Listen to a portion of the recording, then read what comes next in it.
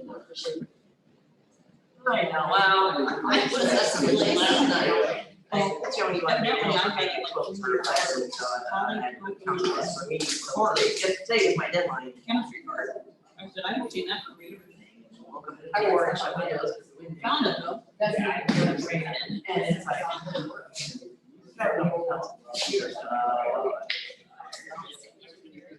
Wow, did you get rid of it? Did you get rid of it? Right now. Oh, I said, oh, Is it from your stuff? Sorry. No, it's right now. You're good. They don't have you. It's more like, when you're in here, hold on. Where's that? Roads, pH sensors, motion sensors.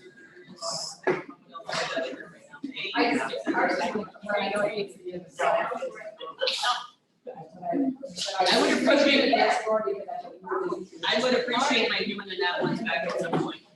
That's what mine are too, and I got it on the right now. Okay. But they're all. Okay. So, yeah. Mine would be clear boxes. These guys are. Yeah, we Well,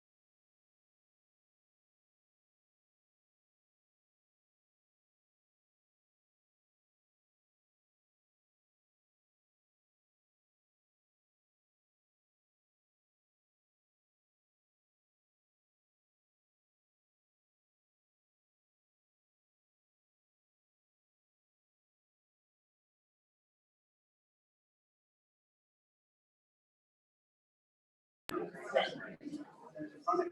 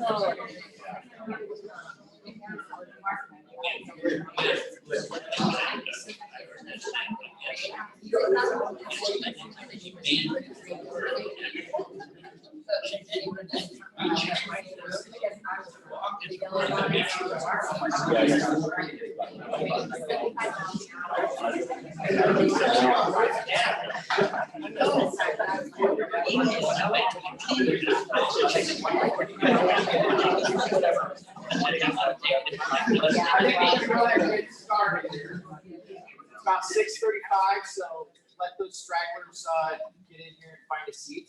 I appreciate everybody being here tonight. My name is Derek O'Neill. I'm with the architecture firm Alley Corner Keto. I also have with me Daniel Conway, also with my architecture firm, and Emily Bannock with Boyd Jones, your construction manager.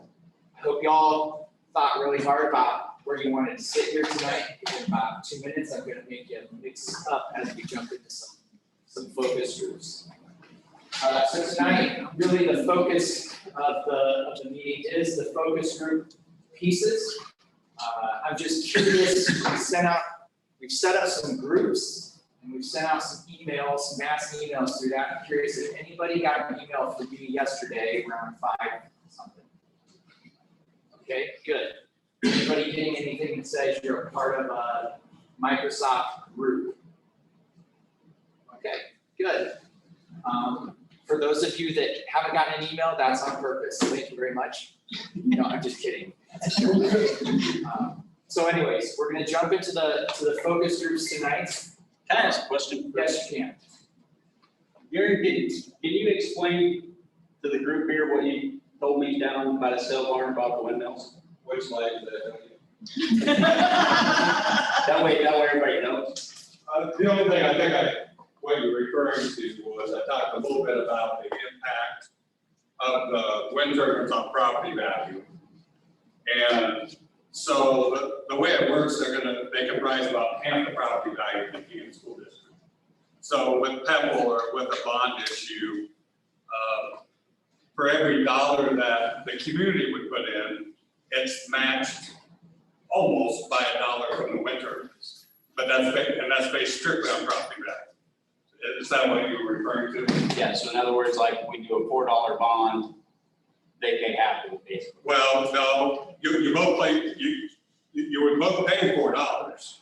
But that's all free money. Yeah, that for every $4 you pay, they would also be contributing $4 because of the property value of the I just wanted everybody to know. whatever the bond would be for, that's what you would pay based on your property valuation, and so would the wind turbines. And is that just the property that the wind turbine is on? No, it's actually the turbine itself. They're assigned a value, and if you remember, they talked about how taxes are figured and everything has a rollback, utilities are a little bit different, but the actual value, assessed value, is about half of the property value in the campus. You know, and that's why, you know, when you hear conversations a little bit about some of the turbines and the solar panels, you know, they do contribute other things to the communities and to the counties, because the counties are collecting taxes on those also. Thank you. Yep. Great question. And that leads me to a piece that I wanted to bring up here real quick. We have decided on the financial focus group, and I know that there's some of you probably here very interested in that tonight, but we are going to push that down the road just a little bit farther so that we can have some additional information. That's much more than a 20-minute kind of little roundtable discussion. That's an entire hour and a half meeting in amongst itself to go through all of that information, address things like you just talked about there with the windmills and the property values and what all that means to the school system. That brings me to another question. Have you actually come up with actual figures yet? Because like the figures we got so far are based on last year, is that correct?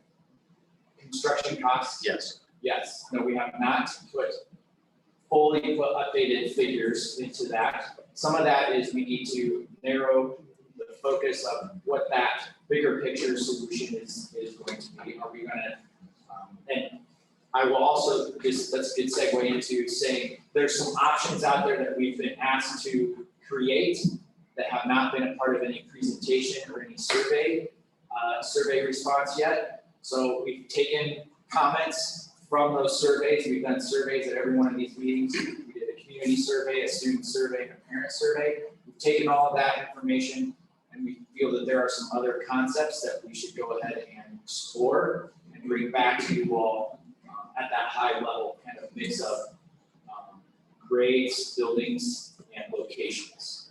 All right, so once we get to that point, then we narrow that focus, we will have dollars associated with that, along with it that needs to be phased in a master plan scenario based on any of the financial piece, the financial data. It's just because the community may say they support a $60 million one campus scenario out in the middle of a cornfield, does that mean that you as a district can actually do that? You probably do not have the borrowing capacity or the debt spending authority or a debt limit to be able to do a project like that, for example. And then going at it backwards? It's kind of you come at it from both ends. We need to know the financial piece and build up, and we need to know the high level of where you're at and bring that down, and then we can focus on getting truly accurate construction costs. What we don't want to do is have somebody say, we don't want to put so much detail in a plan that somebody in the community starts saying, well, I like this plan because it has a 1,100 seat gym instead of a 900 seat gym and 2 full cross courts and basketball courts. The concept there needs to be you support a new gym, not necessarily those little details. Those details will come long after anybody votes on a bond issue. Those meetings and those specifics happen well down the road on what that is. Likewise, we don't want somebody saying, I support that one campus scenario out in the middle of the cornfield, or I support everything in Anita purely based on dollars and not looking at it from a big picture of what makes sense for the entire district. So that's where we're coming at it from both ends of the spectrum. Focus group meetings tonight will certainly help us then drill down into some of those components and some of those pieces as we start to further develop these scenarios and these options for you. Are you anticipating a specific bond date vote? In other words, are you looking at November? Are you looking at a year from now, 2 years from now? Because we have a meeting once every month, or once every 2 months, it'll be 2 years from now. Sure. The last meeting, we presented an alternate schedule that showed a November bond date. And again, I want to make sure everybody knows and understands we do not have fully developed floor plans for a vote and a bond date. You have the concept of where it's going to be, how much square footage you need, and what some of those big components are. And then if you have a successful bond vote, that is then where we go to that next step and we drill down into the very specifics of the floor plans. You meet with teachers and design their classrooms. We meet with every stakeholder that has a piece of a new gym, for example, or a new music room, auditorium, gymatorium, all of those kind of spaces. That's when you start to develop those specific floor plans. So to answer your question, that's not my decision. That would be the facilities team and the school board to decide what schedule we are on. We did present what a November bond date would look like, bond vote would look like. So the school board has that information. The school board, yes, and we have presented that information at every one of these meetings, what that schedule looks like. You have a September date, a November date, and then a March date within this window. If we have explained a couple times that then you have a 6-month waiting period if you go to a vote and it fails. So that's why it's important to make sure we have all of this done correctly and have the correct, appropriate buy-in from the public and the community. Because if you fail in September, you have to wait 6 months. The state tells you when you can have those elections, and unfortunately then that March election doesn't hit that 6-month window. It falls just short of that by a week or so. So you would be waiting till the following September, so September of 2022, if you rush to have a bond vote and we're not ready and successful this September. I think what Phil's trying to ask is, if we're gonna shoot for September, or if we're gonna shoot for November, we can't be spreading these meetings out a month at a time, because to sell to the public, you gotta have facts. In my opinion, I don't know about anybody else's, but we don't have enough facts to go sell to them. And I don't disagree. So a September election probably. Or even November. That should be pushed.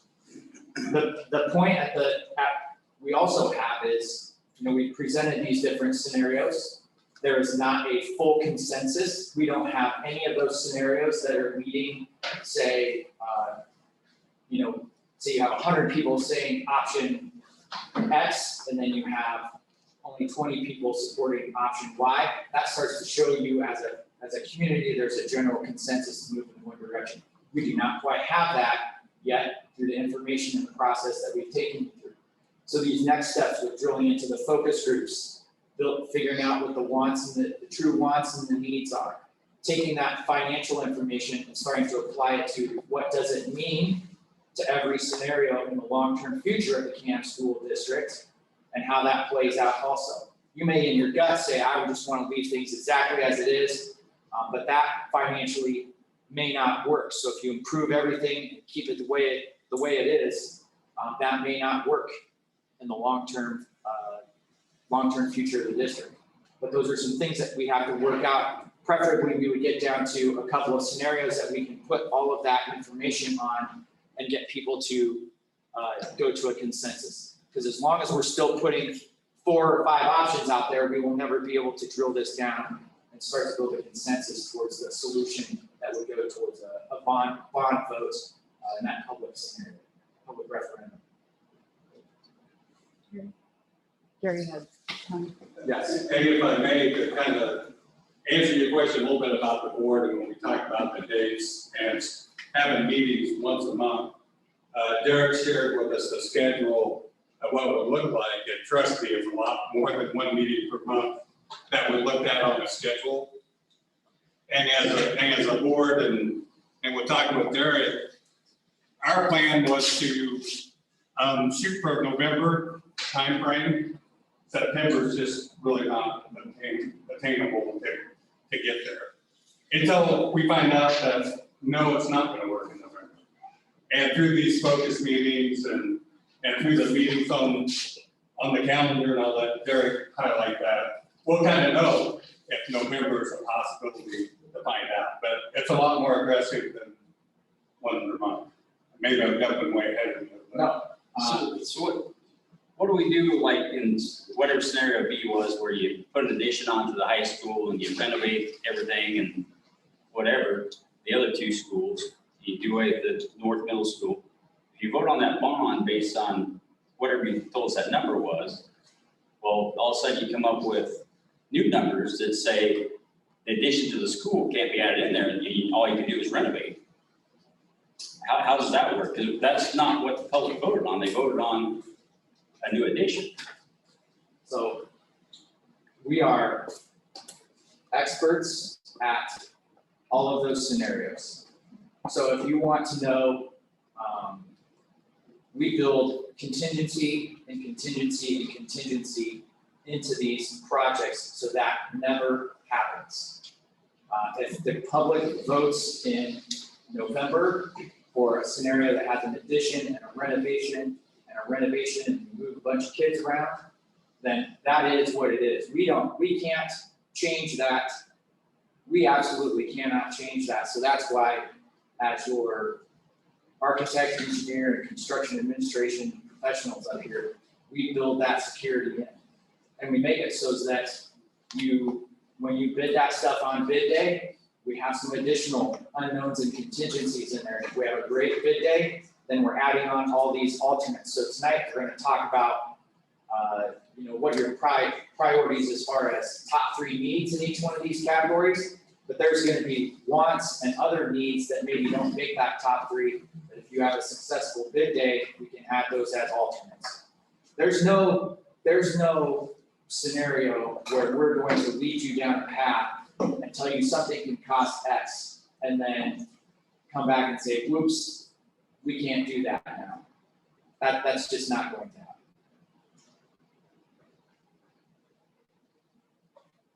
So we did present a couple of different schedules. We've talked about all these different items here as far as, because we have to back out if the election date is in November, when the school board has to make their action, when you have to have your signatures done, all of those pieces, and when we would need to have our last meeting by in order to make all this kind of work. So yes, there are more than just a couple meetings in order to do that.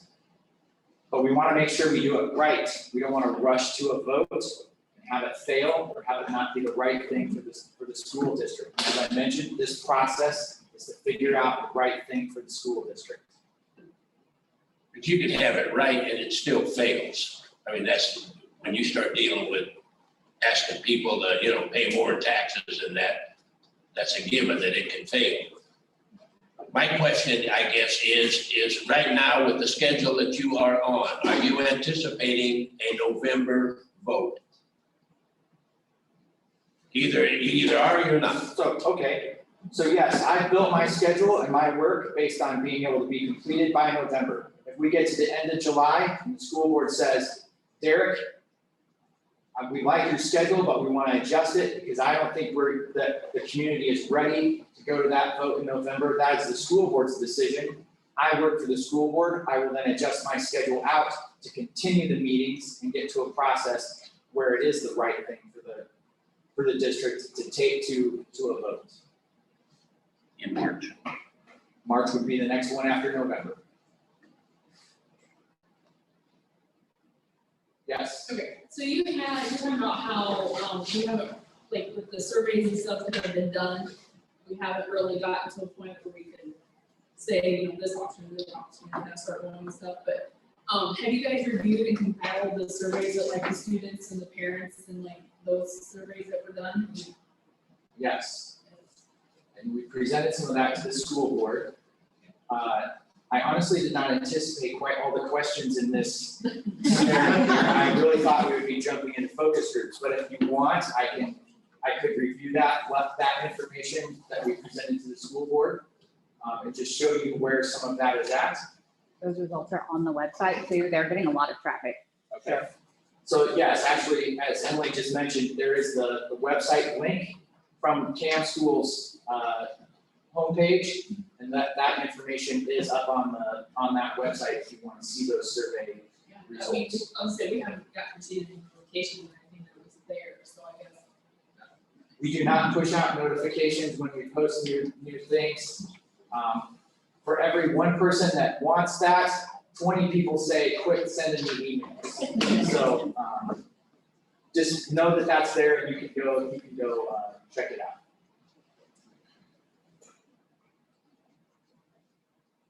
So are some of the options been eliminated? Just the only option that we eliminated, I believe we eliminated it before the last community meeting, was the one where we were creating a series of connections to the community building here to the south. That is the only option that has been eliminated out of the scenarios. So why was it presented to the school board, not to the rest of us? There is no attempt to hide any information. Again, as Emily said, it's out there on the website to see it. And as I think I emailed about it and somebody told me that that wasn't available. I don't know who it was, but I emailed somebody about it shortly, like 2 or 3 days afterward, and they said, Is it not when the available. survey was still open? We leave them open for 2 to 3 weeks after each community meeting in order to get people to the website so they can participate in the survey. So we don't publish the results until they're complete. It's hard to make decisions when you ain't got facts about stuff, you know, I don't know. Right? That's the way I look at it. I'm trying to figure out what a teacher, what they're prioritizing when I'm gonna go sit in a STEM focus group. Well, I don't know if that's what they want. That's hard for me. So if your focus is on STEM, then we're asking you to participate in that focus group and help come up with the priorities and the needs for that focus group. We will let the teachers, mostly the teachers, they're likely signed up in the learning environments focus group. And they're gonna tell us what they need. Again, we take all this information back and then we share all of that. We're not hiding who wants what kind of items for their priorities or their needs. It is all available to you. I can, in the same sense of the information that we're presenting here, and I hear a comment that we're presenting the same thing over and over. So we did not put that together. We did not put the survey results in the slides tonight. We did not put the options in the slides tonight. We put things together to work on focus groups. But it's a new survey. It was a new survey. There are new surveys. Tell you what, you come back to the next meeting, I will put all of that in there on top of each other so you can see all of that along with the focus group data. At some point, we need to have all of this information built into one piece to make a decision on which scenarios are going to move forward. So we're asking. To do that though, you gotta have all the information.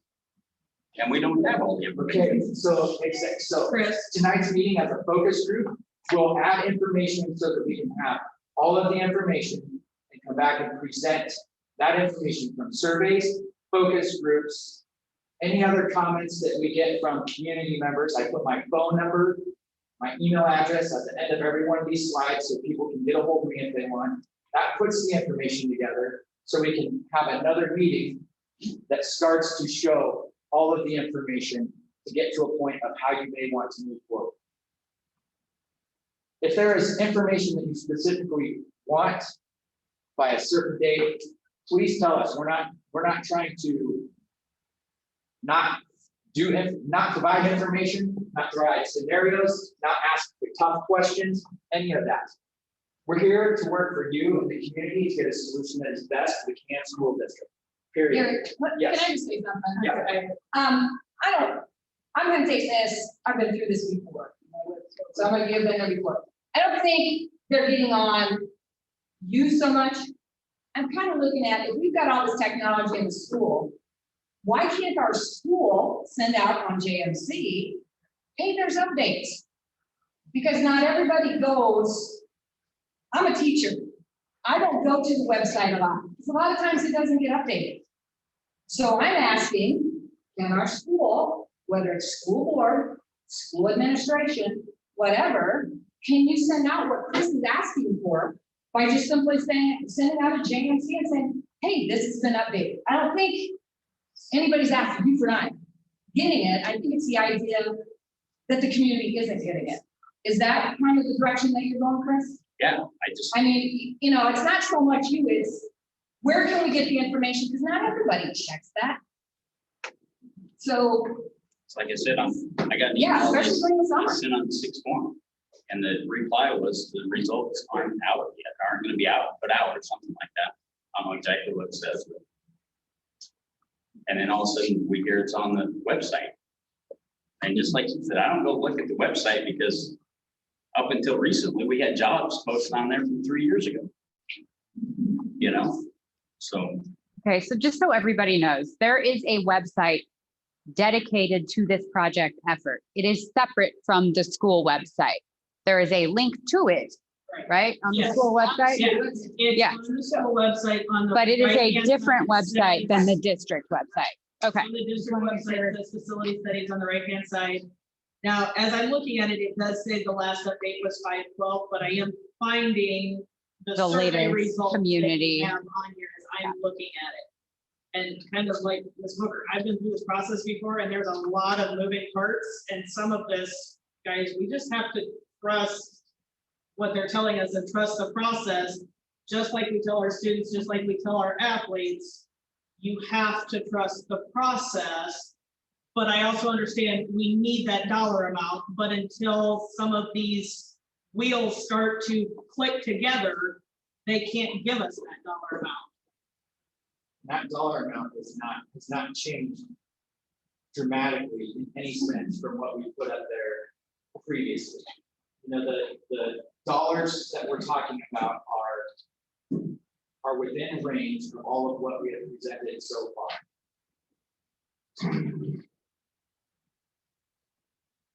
It won't, I don't want to sound inconsiderate, but $2 million difference in a total construction dollars when you're talking $20 million of project is pennies on your levy rate and what you pay for property taxes.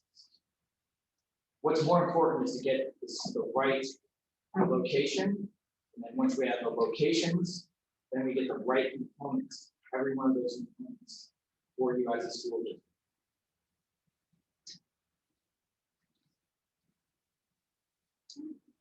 Yes. What I'm kind of looking for is a breakdown of the different expenses for different buildings, what we would save, say, we got rid of the north and just went to the south. Travel expenses, upkeep expenses, things like that. Is that anything that we will see? So we have started that from a heating and cooling, electrical standpoint of what it costs you to cool the buildings, and what savings you would have in a new facility or a renovated facility with all of those. So yes, we have started that work. The difference of if we had one building that housed everybody versus three, or if we had two versus three. Yes, and that is going to be a focus of that financial focus group, a piece of that, so that information can be explained to everybody. But as I said at the beginning of the meeting, that's really an entire separate meeting for that entire focus. Because there's other things. You got other redundant costs with multiple buildings and staff, and custodial, food service, all of those sorts of things.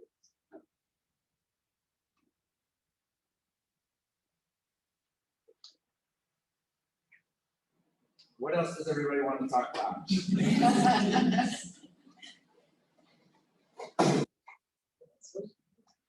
How are we looking for the football team, Mr. Bauer? They can also let the ball warning over the workout. Okay, I'm gonna hop back to the focus group piece.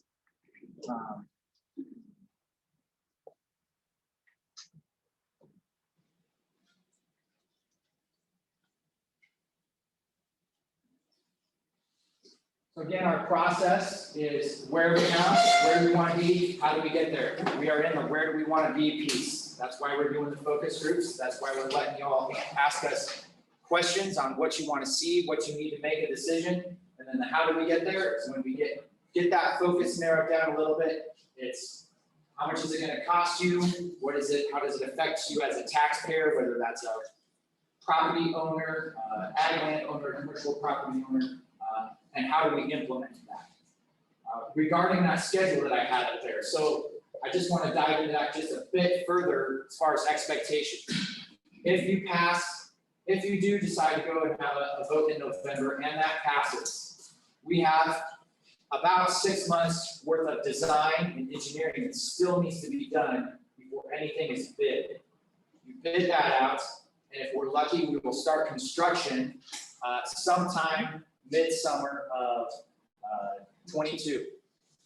You will have an entire You'll have the rest of that summer, an entire school year, plus probably the next summer worth of construction that will happen.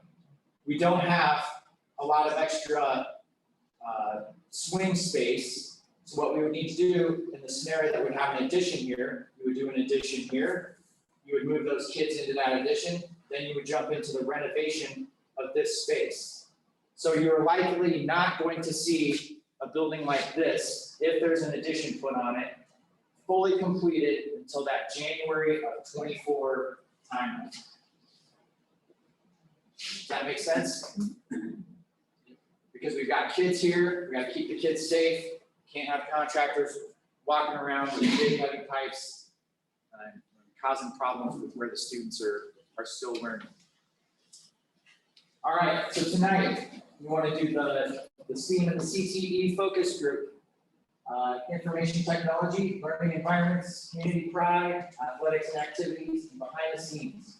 As I mentioned, we're gonna push the financial focus group forward a little bit. So I sent out an email that had these slides with the questions and the bullet points. I believe the bullet points were at the last community meeting we had to kind of get people informed on what these focus groups were and what some of the topic areas were to sign up for that. If you signed up for a focus group and you want to do something else tonight, you can do whatever you want. You can join whichever focus group at the time tonight for the discussion. How this is going to work, I'm going to run through all these slides. We have some pictures to show you to get you thinking a little bit about these focus groups. We're going to do 3 focus groups. You're going to break into these groups. So one over there, one in the middle, and one over here. You guys are going to discuss these questions and answer them amongst yourselves. You're going to need to dedicate a spokesperson who then at the end of that 20 minutes or so can then give the answers to those questions that we're asking in the focus groups. That makes sense? So really participating tonight, not just Derek talking. So STEAM and CTE, the bullet points on the right. So science, technology, engineering, arts and math, career technical education, maker spaces, 3D printing, laser cutting, welding, a building trades program, workforce development, agriculture, automotive, and other space needs. What makes an effective STEAM or CTE program? What are the current focuses of STEAM and CTE curriculum? Have you seen the STEAM and CTE curriculum evolve over the last 10 years? What is on the wish list for the STEAM and CTE curriculum? What roadblocks to implementing those goals? What are the roadblocks? What are your top 3 needs related to STEAM and CTE? And then anything else you want us to think about for tonight? Just some images, welding, fabrication. This is a wood shop at another school district. This is a maker space at a girls' school in Omaha, Duchenne Academy. You use STEM and CTE components, 3D scanning, laser printers, all of that stuff. This is a person, paraplegic, who's walking with things that were printed on 3D printers. This is an example of a 3D printer and what those look like. Perhaps you even have some in your lab space here at the school. Windmills, I know that's an important piece to the community and the school district. Solar power, good old fashioned combine. That's the type of combine we use today? Not even close. How about landing on the moon? That's pretty cool, wasn't it? That happened over 50 years ago. I think we need some different rules related to that. Fashion, that kind of fits into the STEAM part of the arts piece. If you have family consumer sciences that gets rolled into that. 3D cutting of fabrics and textiles, making your own clothing, things like that. Drones and all the different uses for drones these days. We use them in our business. We've got drone surveys of your entire school properties. Again, more of the robotics and the 3D printing pieces. If you don't have any of the Lego robotics programs in your school as part of your STEAM or your STEM programs, that's something to think about. Information technology, introduction to the IT, so power constraints, internet access constraints, your one-to-one computer programs, bring your own devices, any challenges there. peer-to-peer learning opportunities, a Genius Bar or a help desk, remote access, online learning. What are your current issues with IT in the schools? What technology is currently used? Is that technology being used to its fullest? What technology have you seen in other schools, including higher education, that could enhance the learning environment here? Is the school infrastructure currently set up to support aspirations that you're discussing? And then tell us what your top 3 needs are. Again, this is just a picture of some ways you provide more power. You never have enough outlets in the schools or the common spaces. A lot of that is incorporated in the furniture systems as you see here. Smart screens, touch boards, things that students can use their iPads or their computers and project to. An information commons or a Genius Bar. If you're an Apple user or an Apple fan and you've been to an Apple store, they used to have their Genius Bar where you could go get help with the device. We see that adapted down to the school level where students are teaching other students in that scenario. Again, how that works in the classroom space all the way down to the little kids. The Learning Environments Focus Group. The 21st century learning environments, classroom spaces, breakout spaces, your traditional sit-stand education versus your small groups and your one-on-ones, what furniture means, integration of online learning, the teacher's desk, room scheduling, what currently works and what does not work in the school's learning environments, what teaching styles are supported and what are aspirational. Are there any roadblocks for teachers, students, or administrators to achieving the learning goals? Impacts on flexible furniture solutions, and then tell us your top 3 needs. So again, all these different components that make up a classroom and your 21st century learning environments. Lighting, space, flexible furniture. It's usually all about flexibility these days. We certainly do not teach like this anymore in a sit-stand scenario. I had one teacher tell me at one of these meetings that's kind of like a cemetery, a bunch of people just lined up in a row there. Here's your example of flexible furniture solutions: desks that move together, chairs that move together. You can move things around. You've got a lot of daylight in the classroom. Walls that you can write on. 3D printing for the little kids in the classrooms, and that's what this is a picture of. Breakout spaces. This is a media center or a library in an elementary school. Again, common spaces and group learning spaces at the elementary level in addition to your high school level.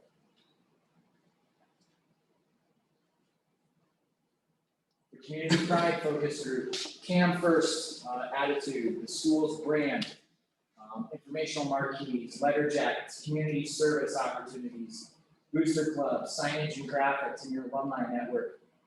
Do you think a CAM first approach is correct for creating and maintaining community pride in the schools? What things do you believe instill that community pride feeling? Homecoming, pep rallies, school colors. What things can be improved upon related to community pride in the schools? And tell us your top 3 concerns related to community pride. I know this is not your letter jacket, it's just one that I found as an example. I think we often hear about the pride of seeing the kids around the community when they have those letter jackets on or when they're wearing those sweatshirts with the school colors, particularly during activities, football season, when you're having a lot of success. It's a lot of fun and it's very, very prideful. Again, pictures of pep rallies, marching band, the informational marquee somewhere to kind of let people know what's going on in addition to just what you may get from an email or a text message or a newsletter. And opportunities, with volunteerism. That's a concession stand example with booster clubs staffing that piece. Our athletics and activities focus groups. So this is all of your different sporting activities, plus your vocal music, your band, dance teams, all of those spaces that go along with that. What groups currently practice or meet? What are the current schedules in the fall, winter, spring, and any evening times? What works well, what does not? Are there any logistical or timing issues with current arrangements? What are the most popular activities within the school? What activities are in need of greater support? What are your top 3 needs related to activities? Again, football stadiums, the Friday night lights effect, seeing those lights on fall night, fall Friday night, wherever you're at in town, generally there's that kind of nostalgia of a school football game going on. This is your choir, performances, musical performances, drama, anything in your gym space and how that kind of looks. Again, pictures of volleyball, baseball, some locker room spaces that you might not think about some of that space that you don't go into as a public, but there can be a lot of things that show pride related to that. Former athletes, sayings, the appearance of your locker rooms as it relates to how other schools see you. Then we have the behind the scenes focus group. Again, this is like your food service, transportation, administration, nurses' offices, counseling, school board, weekly spaces, and early childhood and daycare. What works well, what does not? Are there any logistical or timing issues with these current arrangements? What are your top 3 needs? So again, this is the entryway scenario. We've talked a number of times at the meetings on the security related to access to your schools, nurses' offices, and how that arrangement has changed coming out of a COVID world and the space needed for those. Your common spaces and as it relates to your food service. We don't see a whole lot of schools being done that just have the traditional big industrial kitchen and a line that you walk through to get your food. We have a lot of these C-store concepts, convenience store concepts, grab and go kind of items. That's what those images are showing. The public spaces as it relates to those pieces. Transportation. I know nobody wants to see a transportation facility, but transportation is important to your district with how widespread it is in the different campuses that you have. And then your child care and your early childhood components. All right. Who's ready to go? Focus groups. So the first 3 we'd like to do, learning environments over here on my left. In the middle, information technology. On the right is the behind the scenes focus groups. Those are the first 3 we're going to do. So stand up, move around.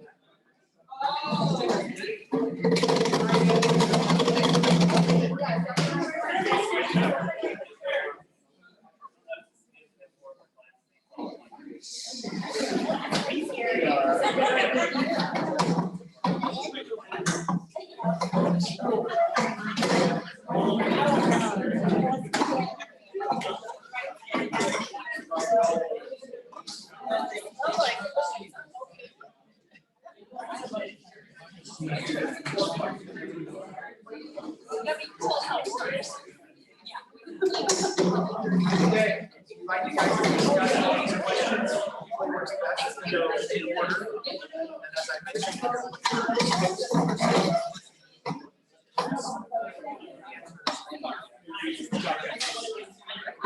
so start off with what are the current issues that might be experienced 20 minutes.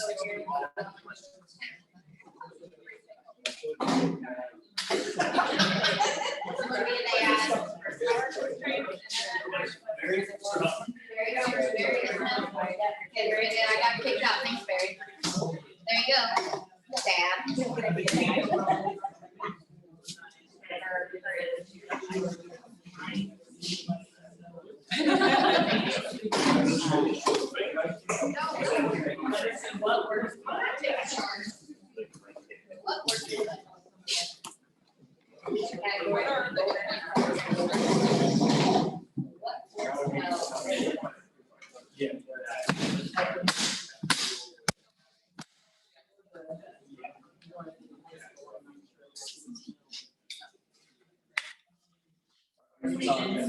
There was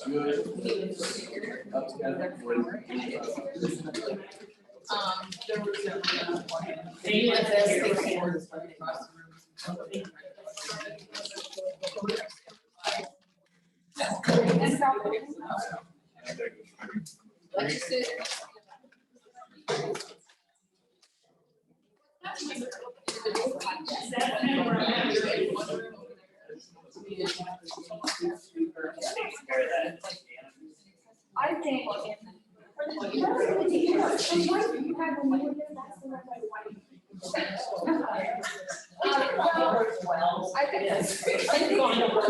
think it's probably Jack doesn't have enough time. Is there like a maintenance rotation? Some of them, a lot of schools last year, for instance, the second grade hallway got new carpet. Oh. So this year, so they're slowly being good. There's one we did in high school 4 years ago.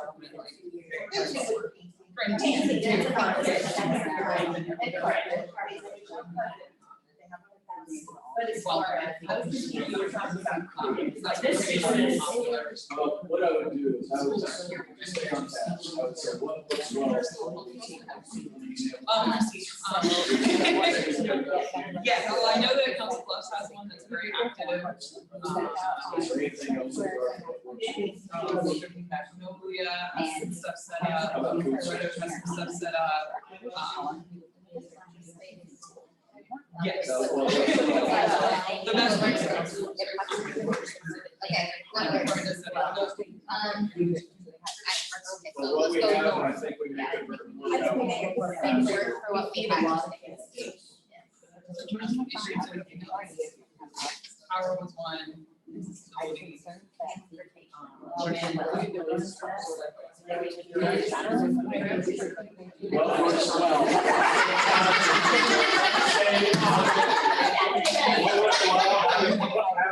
isn't going well. Hey, keep it down. Barry, that works so well. Okay,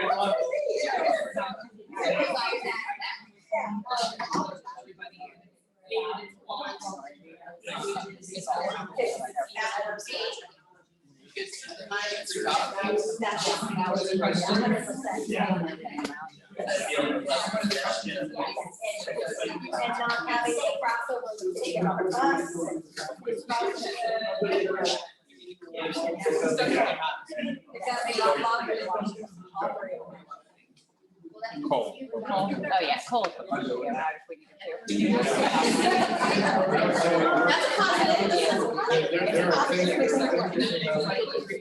And she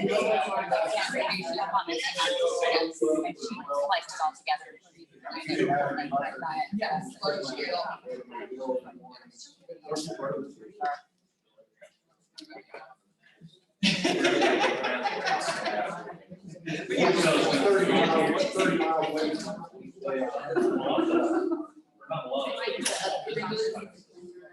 Starting to do. Here's your class doing stuff. And this is the IT part.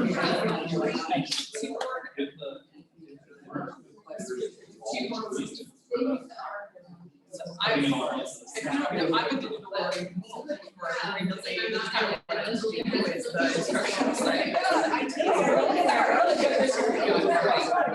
The one that we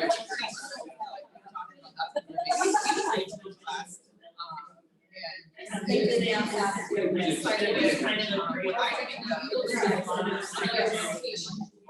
I know that, education side, the computer science. I know it's hard. They're gonna be required to teach computer science. They've got. I would like to see it on some robotics, hands-on.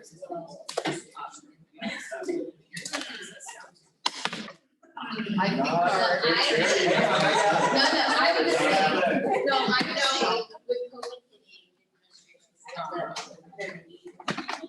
So we know kind of what technology we delivery, use. the presentation, so to me, for the department going administration, So grade through 2 is iPads, one. You call them. Yeah. I always told this. And then grade through. You know, 12. That's on the wrong side. Okay. Cold So, here. very approachable.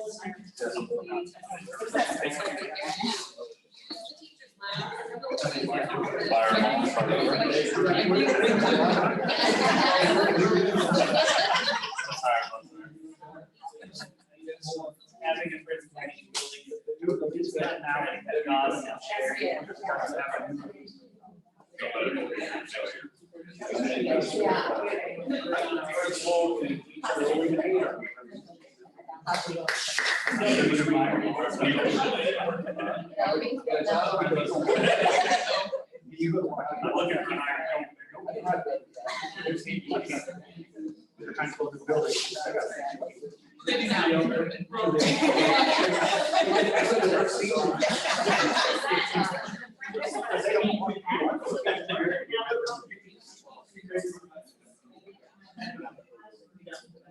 So on that is the.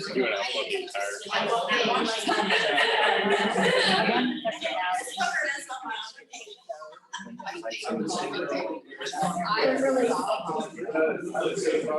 You know, This is say what works. Well, nothing's really works. No. Yeah.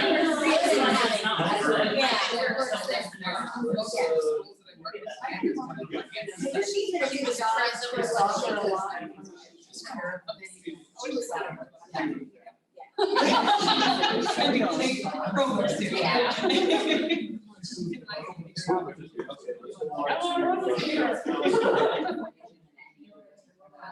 So, okay, that goes with what if we need to higher ed?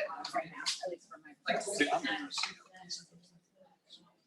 I think, she, when she was there, she was accessible to the kids. And I know that she checked in with several of my kids. Yeah, she very close. I think I got mine too, that's sweet. Do we have space? Do we have neighborhood?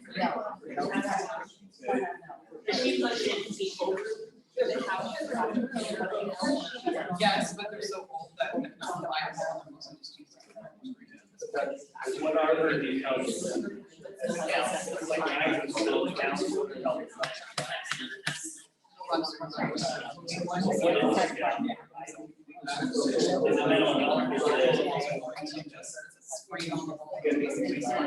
That should be.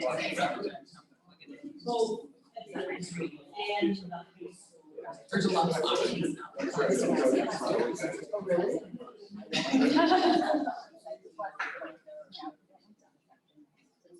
Some of the things that I see at other schools. How much time we got there? What we got for time? we tell everybody it's scary.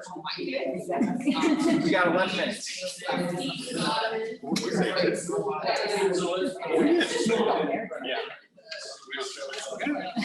example, what went well? Learning environments. Yeah. Not a place to be, but it was. What is not, let's have this list of things. The things that I think that Shelley and Mrs. Miller were is, After you guys see general 3D printers, dedicated, space.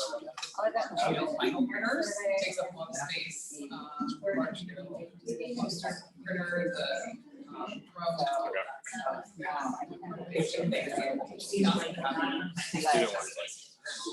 I would say elementary.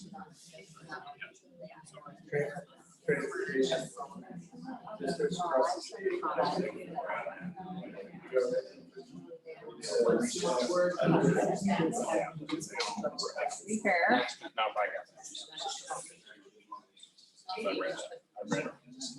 All of these surveys and I read all these. So really.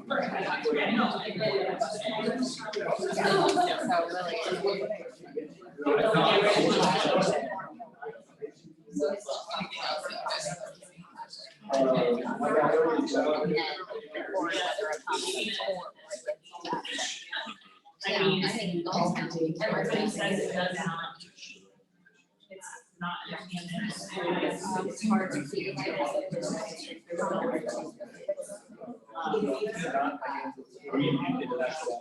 Exactly.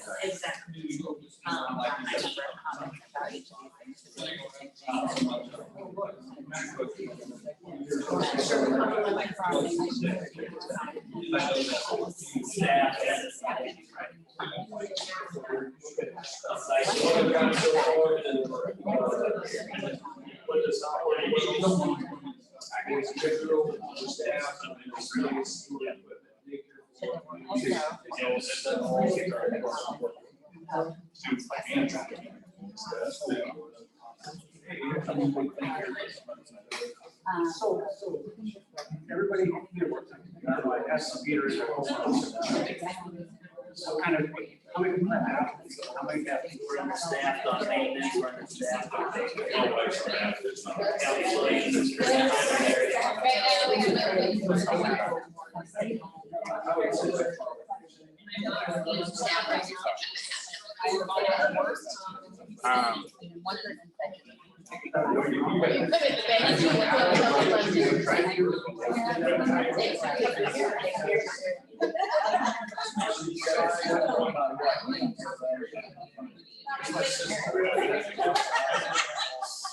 Right. So there is existing time issues. I did read there's a lot of comments. For example, I was I got my computer from my daughter in college. She wants to all day long, because that's all she knows. I would rather have like this. Yes. So some people everybody no matter what.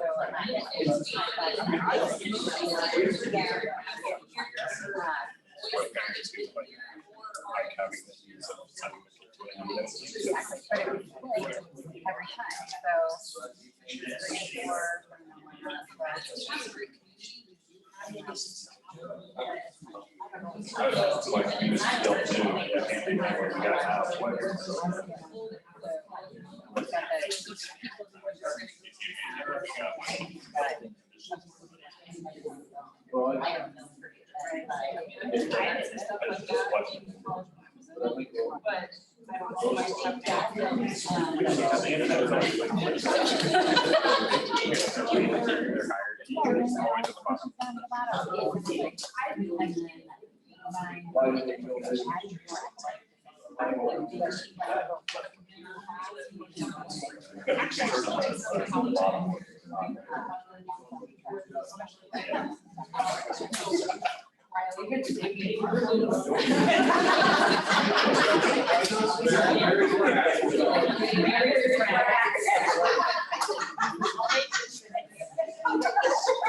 3,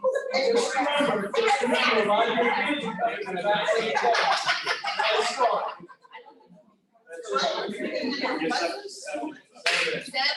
Okay, so what are your top three? What are the top three related to behind the scenes operations? Okay? Staff. Yeah. One of the high priorities, just so we can watch that here, is the.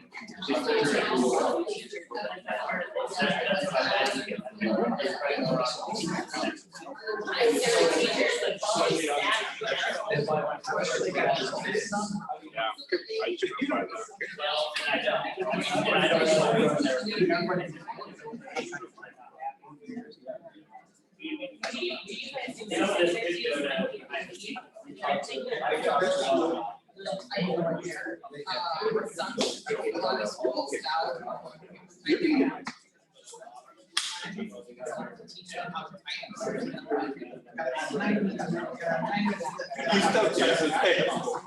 I can yell at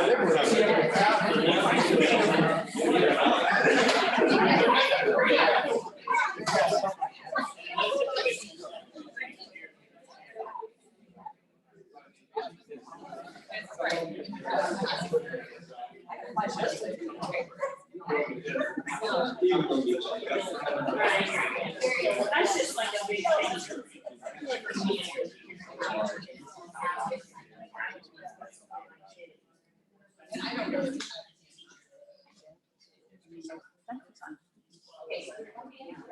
No, what are we?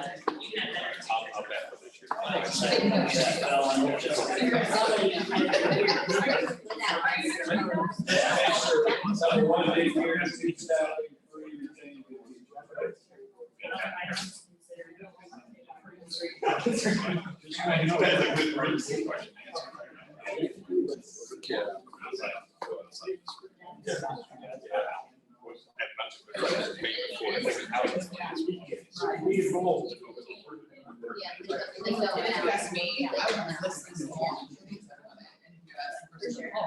$50,000, they super very, how's all that? Right now. That's what I'm asking.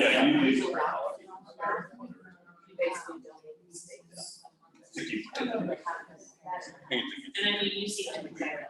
I'm not sure they have, you know, seeing all of these small rural districts are doing. Yeah, lots. Think of it as a Word document. Documents, click on it and see it.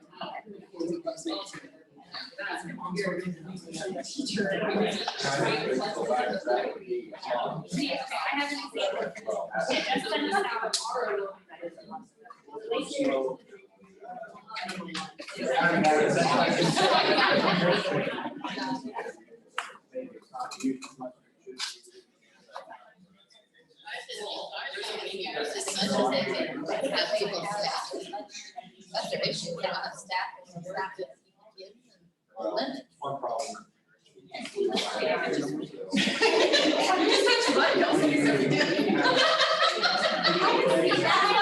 Yeah.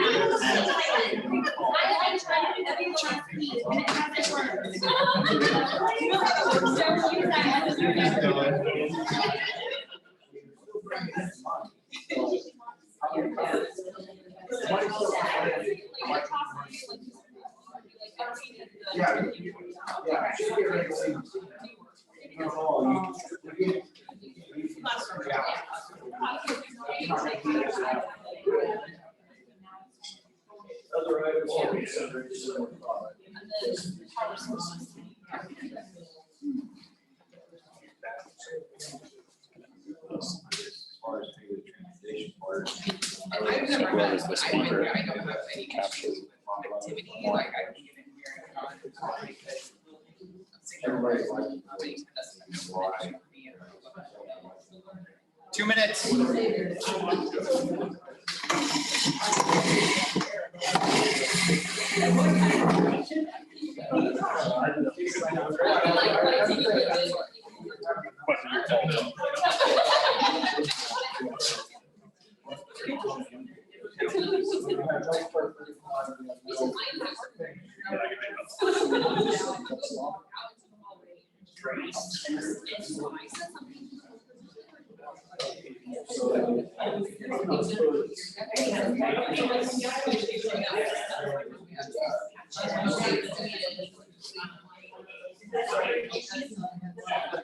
Why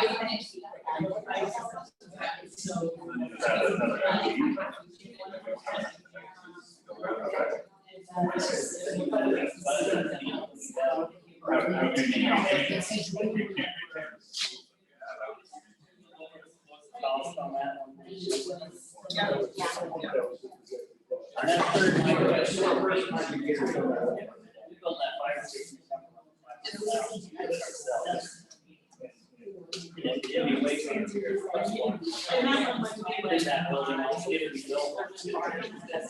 yeah, great.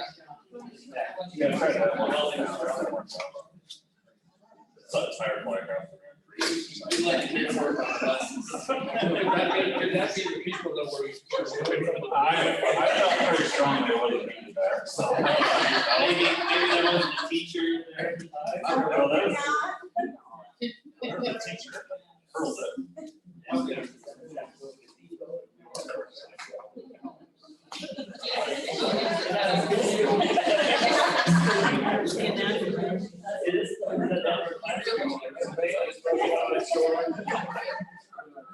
Okay, time to wrap it up.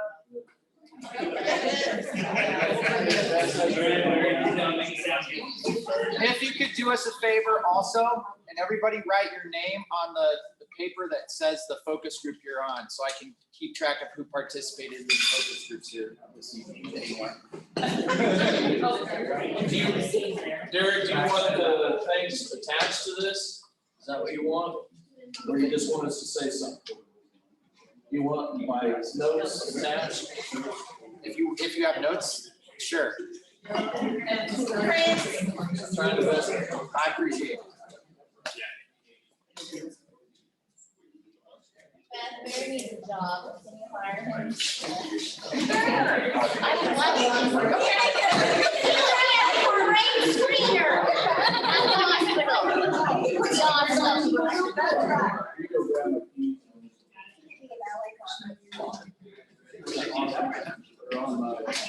What else did you go to?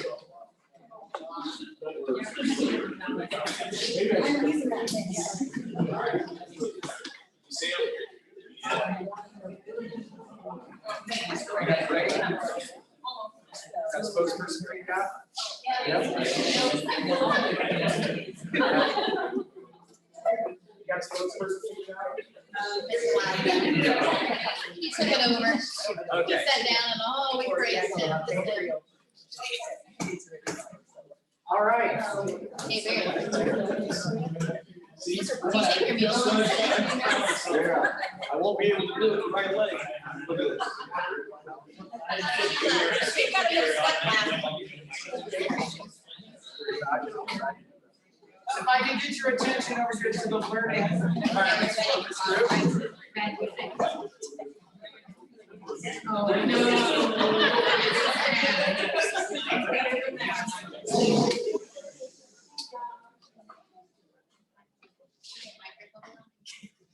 So we are the learning environment focus group, and our bullet points are on 21st century learning environments, classroom spaces, breakout spaces, traditional sit and stand, small group, one-on-one, peer-to-peer, furniture test drives, integrated online learning, teacher desks, room scheduling, and special education integration. So our first question was, what currently works and what does not within the Camp School District learning environments? So our discussion, we talked about between the different buildings, what works. It was mentioned at the North Elementary, having the new gym a few years ago had opened up some spaces for the teachers to be able to have extra spaces for the kids to go, which opened up the old gym to be able to now, it's housed different things, but right now it's a special ed room. So that would open up space for them.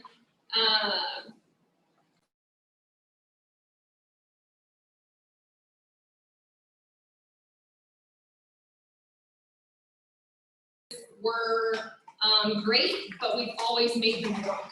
We've had to adapt and we've always had to make them work. We talked about like the whiteboard, the white activity boards and stuff in the elementary and in the high school. It kind of sounds like maybe some of those, this kind of goes into the technology, but for our learning environments, they're outdated. Some of them don't work. The software to go with it needs updated. So those were some things. One of our great examples or good examples that we talked about for a learning environment is Mrs. Miller's room for digital media.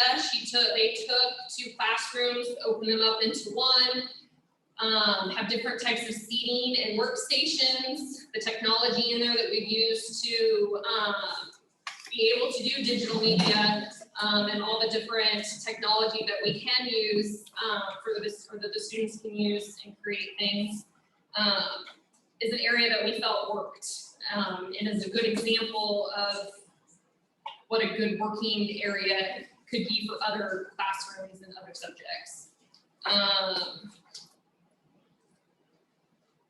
So then, I kind of mixed that up a little bit.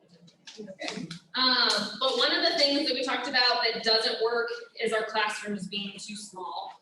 I know we talked about COVID this year was a lot harder trying to keep people separated. But the things that work the most is groups. But when you don't have the space, that makes it hard because especially with like the little kids, when they're sitting so close together that the groups, you know, it's have a hard time focusing. We also talked about the science wing here in the high school is really outdated. Things that they can't use, there's safety issues, and then the gas lines don't work. There's no eye water station. So our science wing here needs a lot of updating in order to be up to par with our learning for our students. We talked about room scheduling. The biggest thing about room scheduling that we talked about, whether it be in the elementary or the high school or wherever, and I know this is just from my experience too, being in high school, being a special ed teacher, testing. We are so crammed into some of these rooms that when we do the fast testing, or we have the Iowa test that we have to take every year, where do you take these students that need away or one-on-one?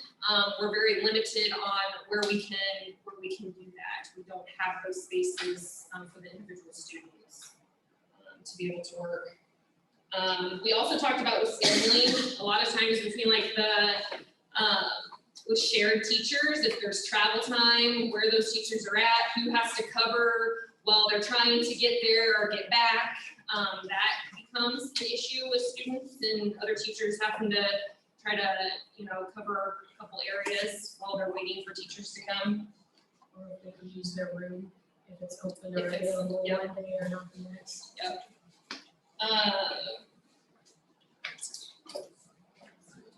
Okay, then number 3.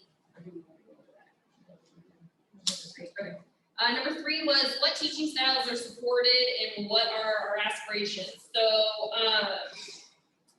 right now, a lot of our classrooms, we talked about our, Miss Thomas said about sit and get is what the kids kind of call it, because there's not a lot of spaces to be able to do that group work or the hands-on type stuff.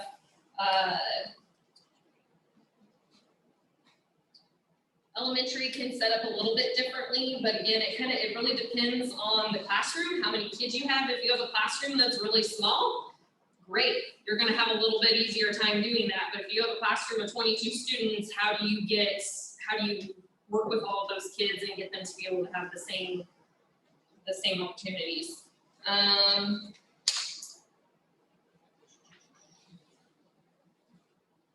Okay. Okay, I talked too much, sorry. Okay, so our top 3 needs. One is money, to be able to have some of those things. 2 is space and flexibility. 3 was, we talked about the furniture, and again, it goes back to Mrs. Miller's classroom. Even us as adults like to go to Mrs. Miller's room and have PDs instead of sitting in the library at tables and chairs.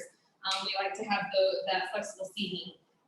So we know that the kids would definitely need that. And we actually then had a 4th one. Sorry, we went out of the 3, but just more technology support people. We have Jim. Jim does a great job. I know over the years we've had some high school students who have also helped, but when you have one technology person trying to cover 3 buildings in 2 different towns, sometimes that's a struggle. So, and then our last thing was other items for consideration or thought. I know we all talked about this, about daycare is an issue, we know that. But if we're talking about the school district as itself, the daycare is not a part of the school system. And if we had those extra couple classroom spaces for the elementary, because that was something we talked about, not having enough space, if we had those to be able to utilize, that would maybe help out a little bit too. Thank you very much.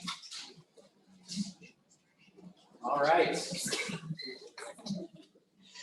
Who wants to go next? Barry will go next. I'm trying to. I nominated Andy as conflict.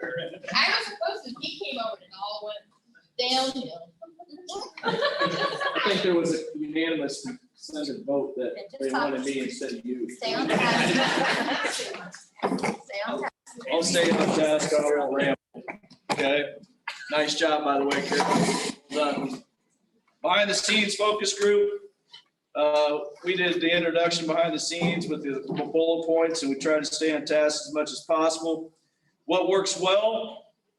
We thought that our buildings were kept up clean for what they have, especially Cam North and also the Cam High School. Food service, do well with what we have. Transportation, they thought that the pickup and drop off and walkers and buses in Messina was ready to go. I thought, you know, they gave us some props on that instead of wasting time. Upkeep and kept fueled, requests for transportation stuff was pretty good. Administration, there wasn't anything that they said went well for administration. So Derek, if you have something for me, I'm trying to get my resume built up here. They did think that principal in each building instead of sharing was the right way to go. Nurse's office, nurse was present and was at every school, but once again, we only have one nurse. She can't be everywhere at once, plus she works a full-time job, and she's got 5 kids instead of 4, with myself included. Counseling does whole group elementary, so time-wise, but also you're going to see a lot of understaffing that takes place with that. Also went well was having a daycare in one school. That is a blessing in disguise. 3, what does not, and we're just going to go general here, understaffed, not enough space, newer equipment that we need, daycare for our communities. That was things that is not working well right now. 4, are there any logistical timing issues with the current arrangements? Yes, 1, daycare, and then also understaffing in some areas. And then also something that got brought up was heating and cooling type of processes, especially south, north, everywhere else as far as your systems that you talk about. 5, what are our top 3 needs related to behind the scenes operation? 1 was daycare, 2, staffing, 3, retaining good teachers. Other items for consideration or thought was maintenance, bus barn, and storage. Great, thank you very much.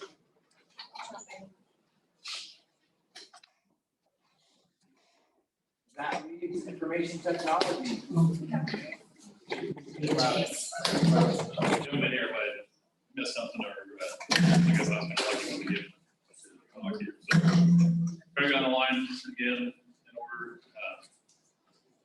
Power constraints, you know, we don't really know what it feels like right now other than maybe some electrical issues with certain traffic cords once in a while, but for the most part, seems like stuff is adequate right now, but of course with ever evolving technology, that can always be updated and brought more current.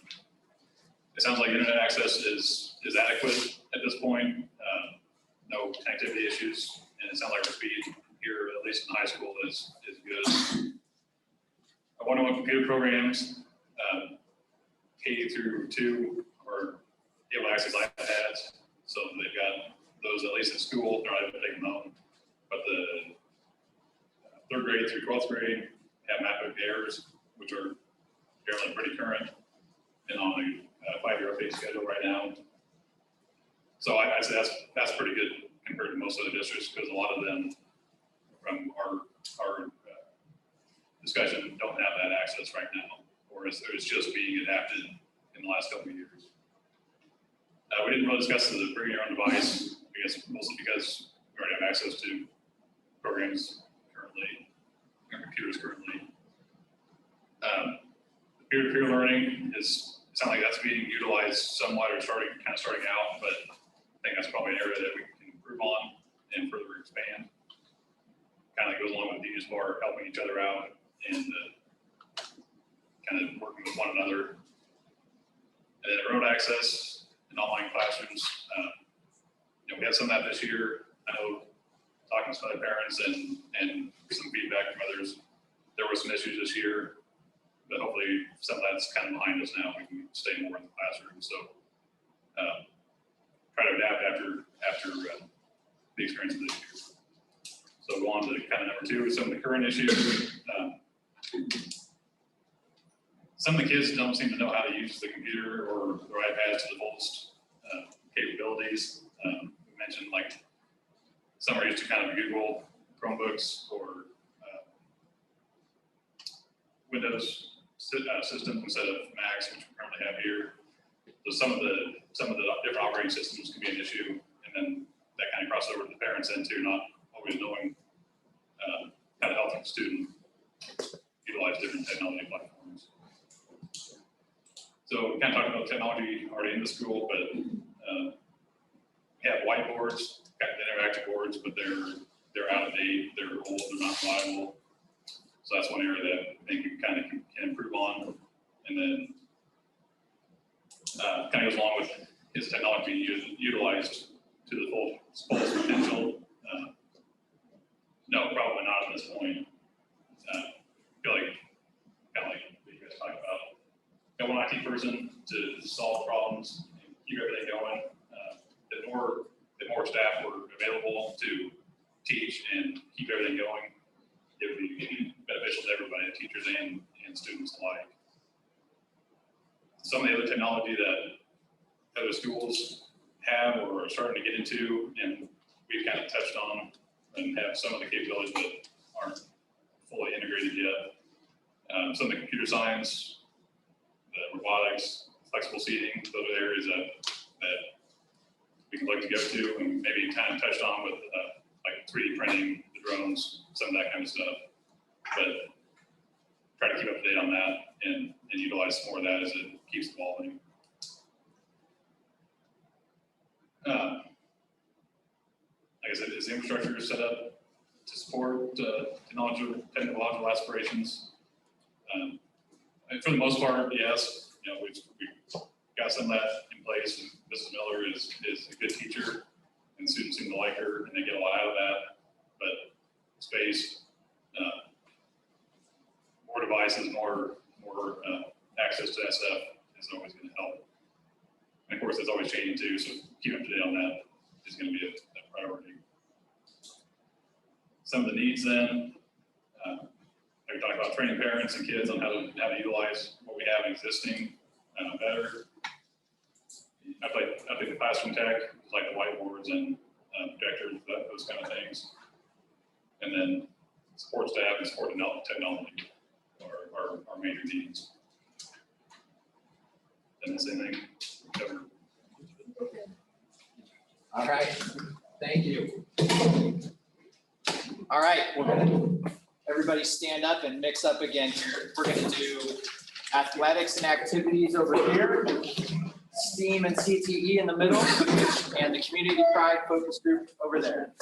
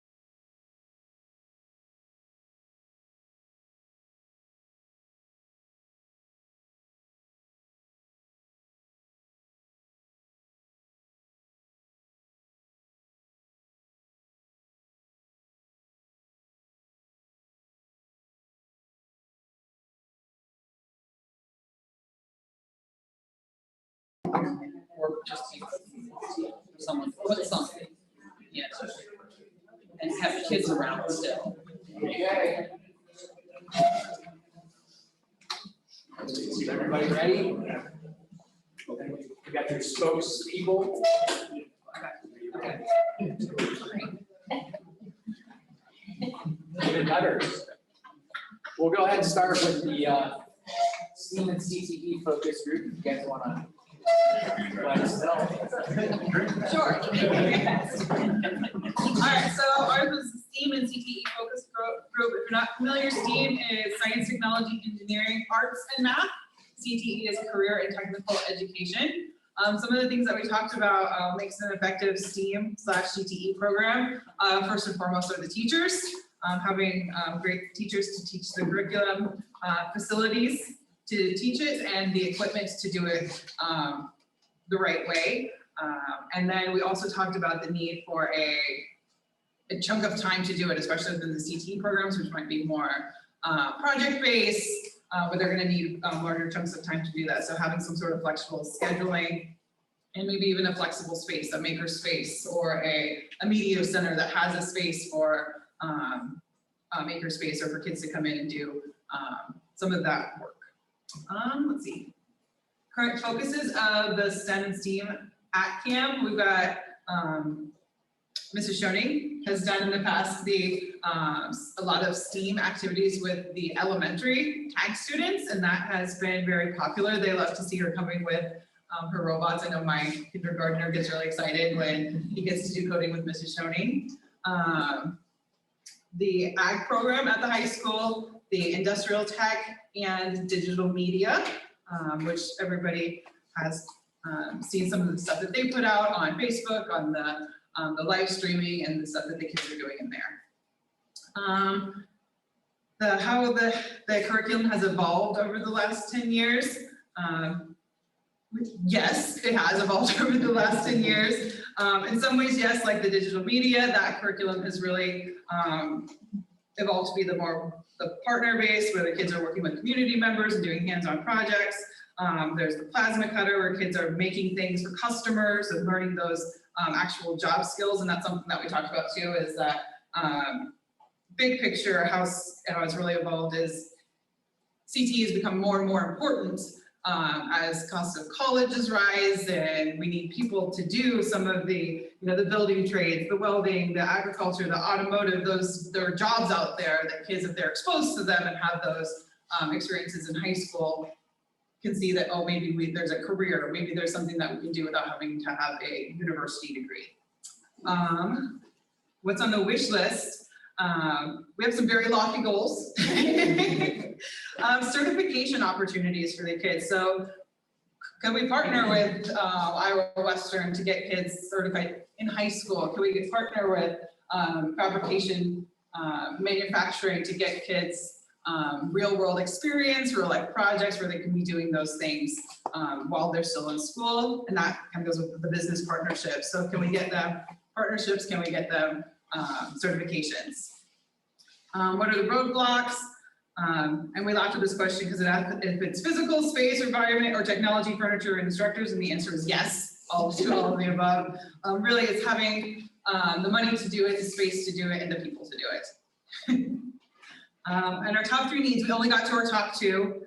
Number 1 is instructors, and number 2, having a space to do it, like whether it's a maker space or some sort of flexible space to provide those opportunities. One thing that we talked about is there is money in STEM in the state of Iowa. There are grants. The digital media room is mostly paid for by a STEM grant. There are scale-up grants for the elementaries and other opportunities through STEM in Iowa. How can we devote, whether it's through TLC or other things, devote some time to grant writers to get some money through other ways? So that was another consideration to think about to get some of the funds for STEM. Great, thank you very much. How about athletics and activities?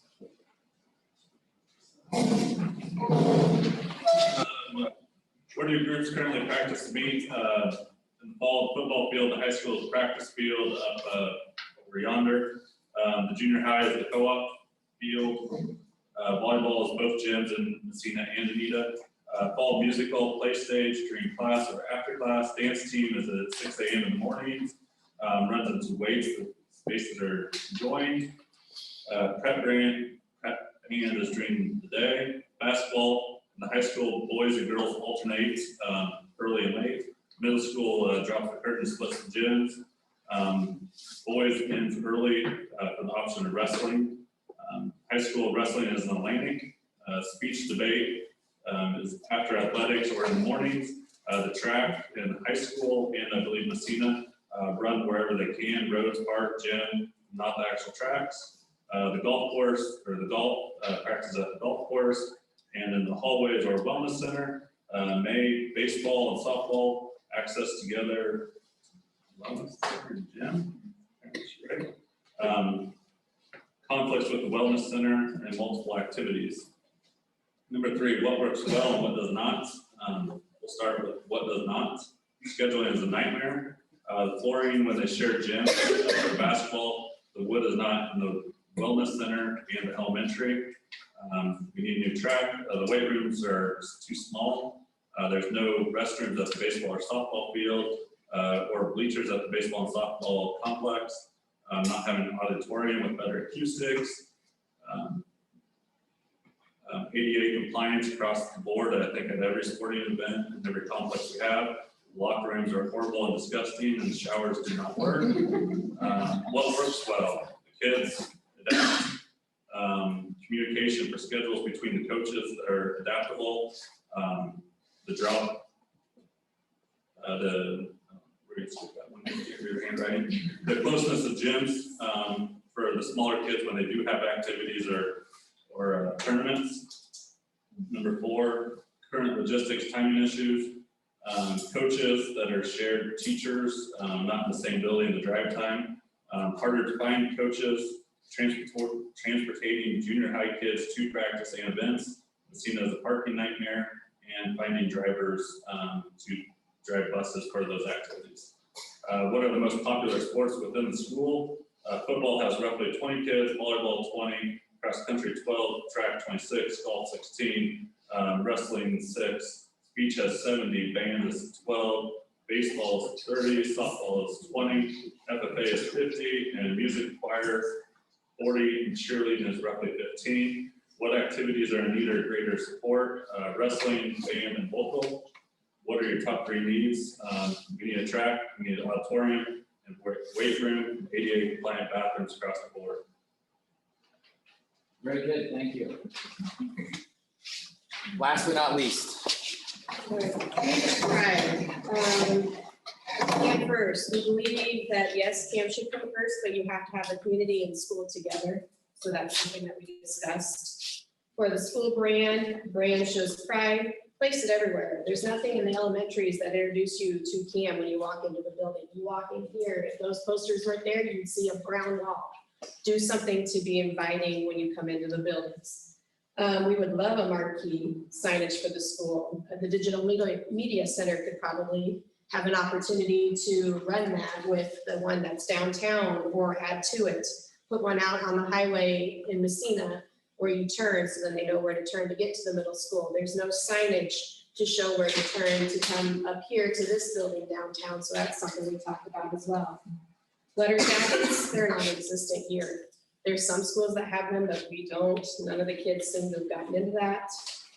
Community service, there's opportunities everywhere. We have the Silver Cord program. There's a meal once a month down at the church for the elderly that different groups could volunteer to do. As far as booster clubs, we have Music Boosters, Sports Club, ACE, Camp for Kids. We're pretty active that way. Signage and graphics, we don't have them. The Alumni Network, there is some. They provided graduation signs this year. They're not as active as they have been in the past. They offer a scholarship. And then the last, for number 2, do you think a CAM first approach is correct for creating and maintaining community pride in the schools? Yes, community is the key. For number 3, what things do you believe instill that community pride feeling? Examples, homecoming, prep rally, school, colors. For us, we said athletics, but we need more exposure of non-athletic events. We have, like they said, with the numbers with the speech and the choir and the band, we need to have those things advertised more. There's not a lot of that out there. It's always focused on the athletics and not so much of the non-athletic events. Number 4, what things can be improved upon related to community pride in the schools? Communications between the community and schools needs to improve. We need to have more welcoming entrances. That school brand, we need to come up with something and plaster it everywhere. 5, what are your top 3 concerns related to community pride in the schools? There's still friction between the communities, and this talk that we're having now has seemed to increase that here lately. There's not enough pride visible or discussed within any of our communities, and the communication. There needs to be more of that. 6, other items for consideration or thought. We need to have a kids of first approach and quality teachers.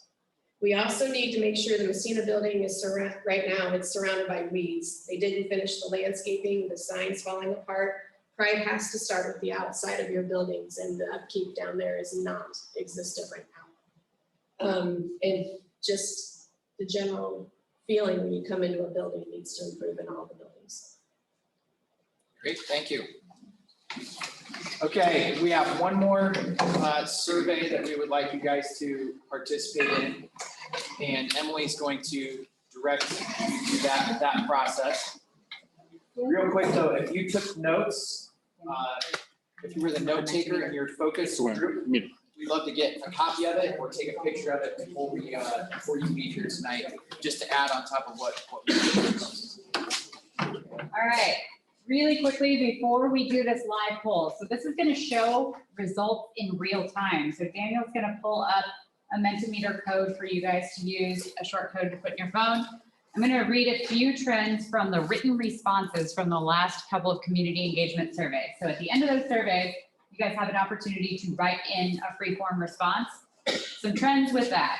The number 1 comment that we have gotten is in favor of keeping 2 campuses, a location in Anita and a location in Messina. There were 28 voluntary responses about that topic. Second to that, with only 12 responses, so less than half, is response in favor of moving to a 1 building scenario.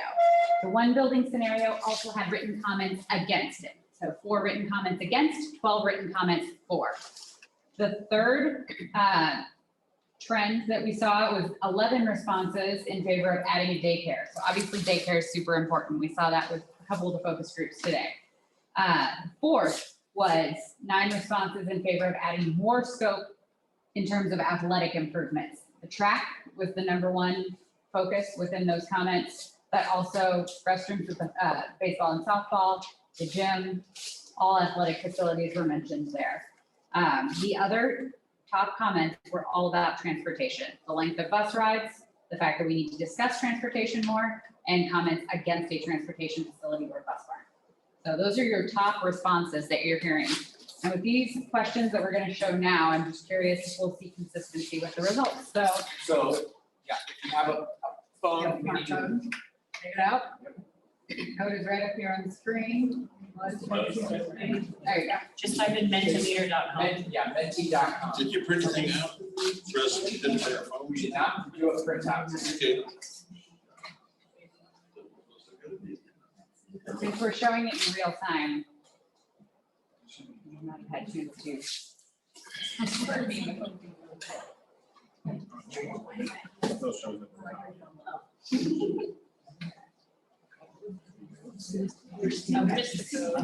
Menti.com. It's at the very go back to the number. I don't have it. It's at the very top. Oh, okay.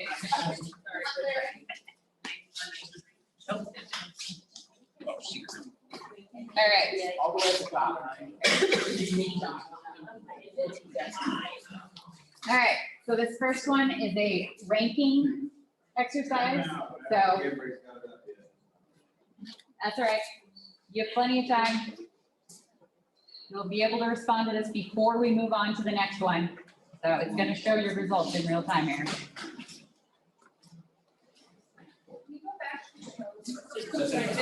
Oh, okay, sorry. 6355 9493. This is what it's like to be a teacher. That's why I never- right now.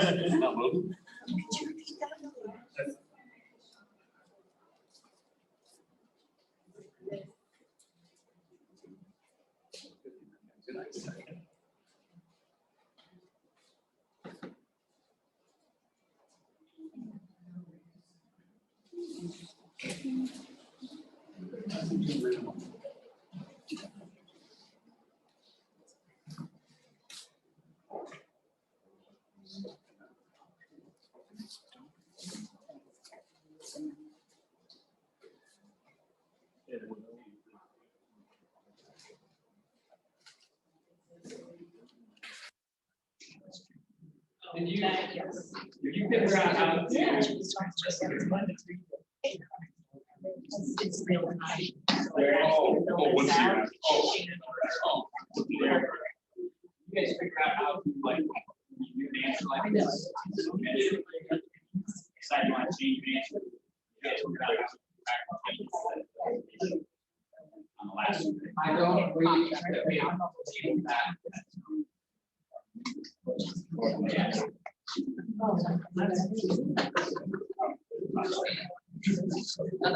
Right now, it's not possible. The program doesn't allow you to, we don't have control of that.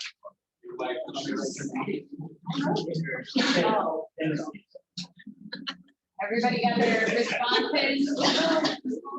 Anybody need more time? I was running the Wi-Fi. It came up pretty quickly. Give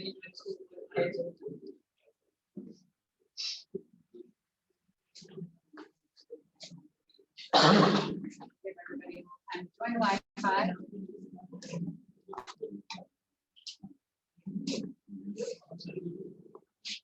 That's the current result. That is the current result, yep. And this is a pretty small crowd. I'd say how much error is it as though people not knowing how to do it? I probably answered it different 3 times. Oh, wait.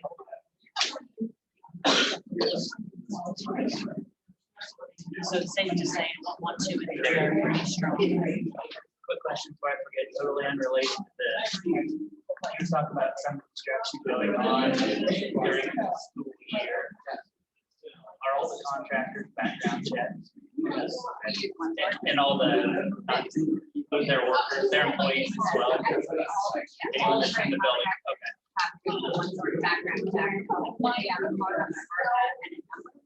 So if anybody has a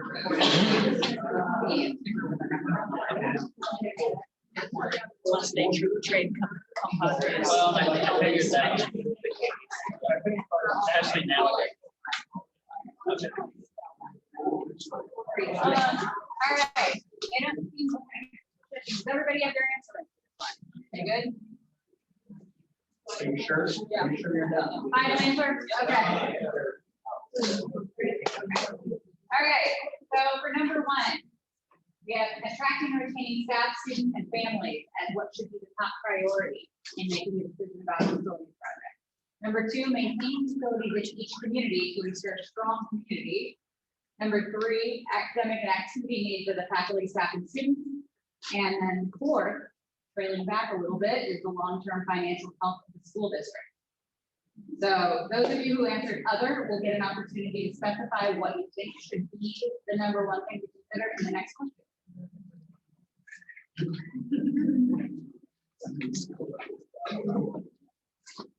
There's one of those in the seat. So if you answered other, what is the most important consideration? Now's your time for everybody to see. If you want to bypass us, you know. I'm not excited.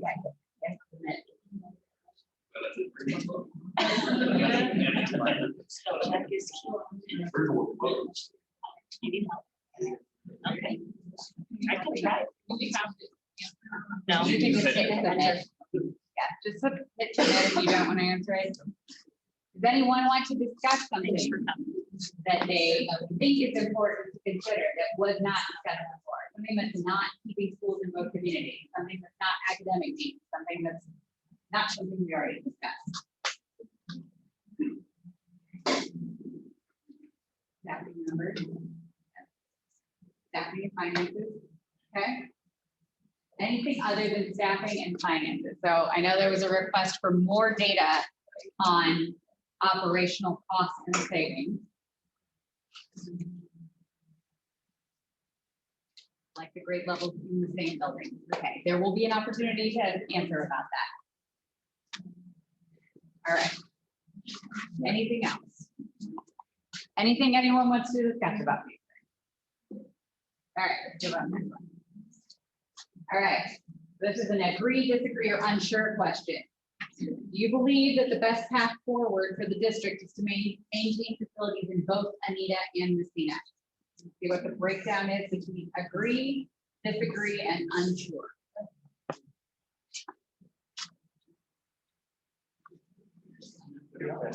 Calling everybody else. Making sure I'm on the right.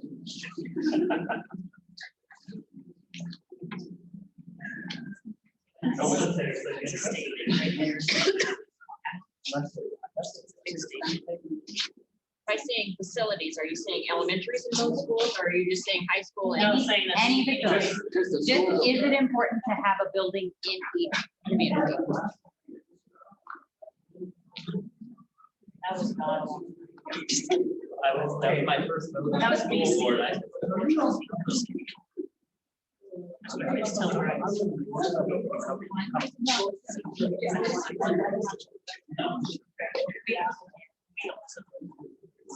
Everybody answer? All right. All right, you guys, this is a pretty strong statement, but 33 agreeing and only 1 disagree, so. You can. Why are you singling me out? No one sure. Okay, all right. So select the statement that best describes your preference for the elementary facility. So your options are that all elementary grades should be in Messina at one site, or there should be separate elementary facilities in Anita and Messina, or something else should be considered. At the top, it'll say the slide. So which one do you agree with most? And if there's something different you want to consider, there will be an opportunity to get that.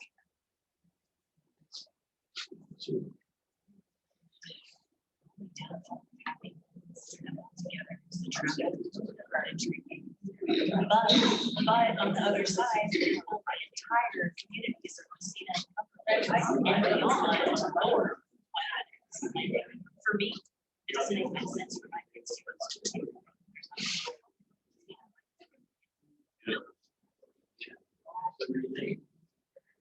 Yeah, I think. Right. All right. I think I have a question about this. Yeah, you take into consideration where the people are from if they're at this meeting. No. You know, that makes a big difference. We have for previous meetings. Overall, everyone. All right. Is this survey going to be given out so everybody can do it that wasn't able to be here? This was just live, so we just wanted to get it in real time in front of everybody to see the distribution. 50-50. Your answer there. A more true answer. Maybe. But everybody had a chance to come to the meeting. True, everybody had an opportunity to come, and is this representative of the population distribution? It's just a survey, let's not worry too much about I'm it. just saying, I'm just asking. We're Because just the others, trying- I noticed they were split by community, some of the other. Yes. Okay, so. I'm sure. Got 35 responses here. All right, 25 saying all elementary grades should be in Messina. 7 saying that there should be elementary facilities in both communities, and then 3 that want to consider another scenario. So let's move on to the next one and see what those scenarios should be.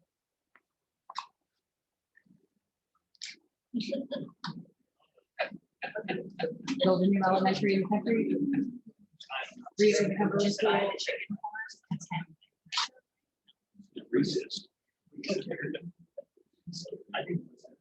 All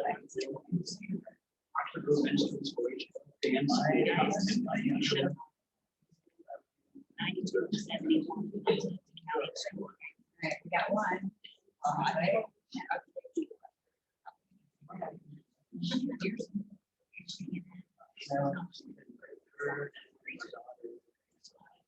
All right, so all three other scenarios are spoken for. So, oh, here's another one.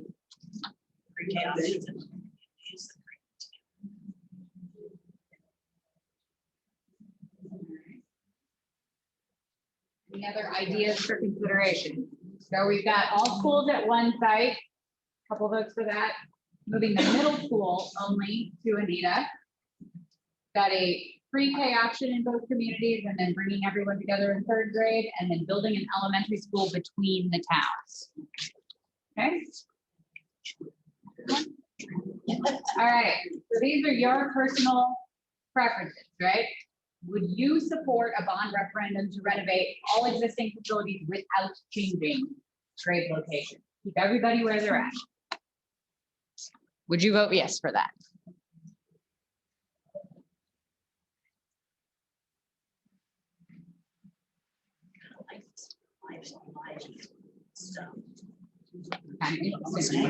Nobody knows which one.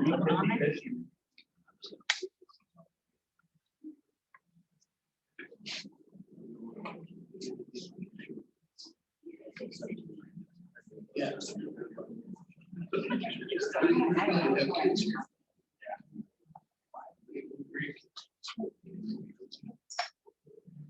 right, so we're up to 34. And it looks like 23 no votes to 11 yes votes for a bond to renovate the existing facilities but not change grade. That would go down in flames. At least with this. All right, this one. Would you support a bond referendum to renovate and add to the existing facilities, making Messina a pre-K through 5 campus and Anita a 6 through 12? Vote yes.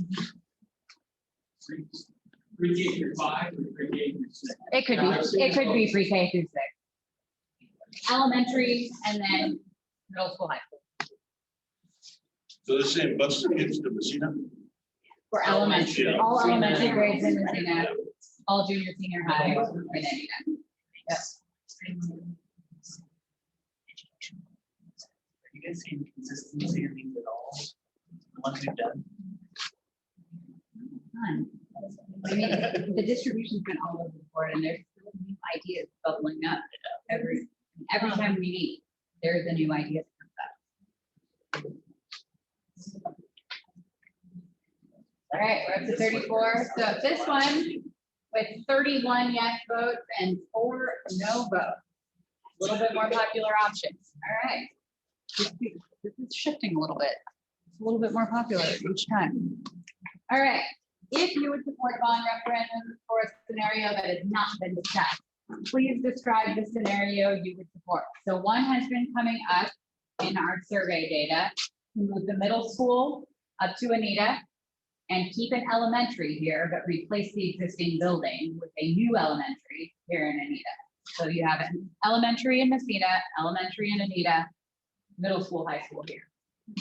So if that is something that needs further investigation, tell us.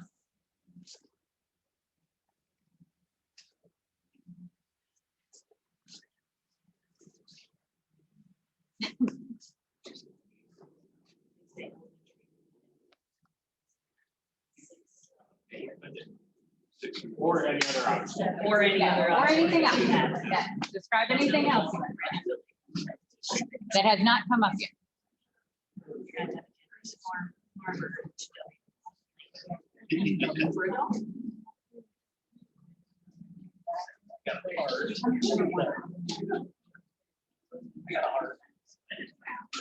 That's the thing.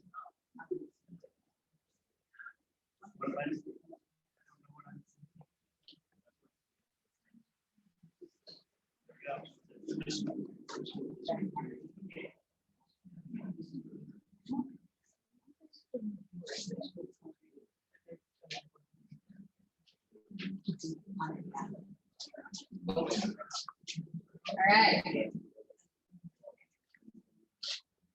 All right, so we're still wanting to consider a new building as well as the district. Bringing elementary together. in the middle of the district. All right, and the options are middle school through Paul and Anita, elementary through both. All right. All right. Any other options anyone wants to discuss? Does anyone want to talk about any options that have not come up in discussion yet? Is everyone tired? Because it's almost 9 o'clock and we've been here for 2.5 hours. Okay, good deal. Well, thank you. Thank you for all this data. And we will be in touch with next steps. We do not have another meeting scheduled, but just keep posted to school's website, how you heard about this meeting. I'll let you know when the next one gets scheduled. We'll also send out some emails to the people participating in focus groups with some additional information and data for you to see as far as the results, just to make sure that we got everything captured from your groups. Thank you all for participating tonight, coming out for this long meeting. We do very much appreciate it. It's a very important step. So be safe in your travels home. Yes. What's the next? The next meeting will be probably that financial focus group piece and a lot of financial information with some of the questions that have been asked with wanting to see what the savings are.